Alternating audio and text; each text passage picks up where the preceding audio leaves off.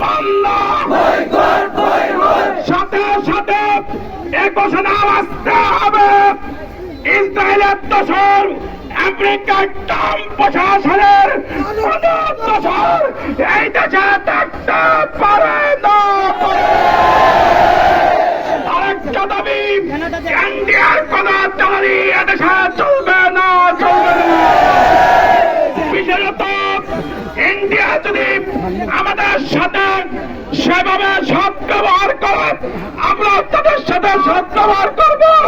যদি ইন্ডিয়া আমাদের সাথে অন্যায় আচরণ করে, আমরাও ইমানের বলে বলিয়ান হয়ে তাদের সাথে আমরা মোকাবেলা করতে প্রস্তুত। সংগ্রামী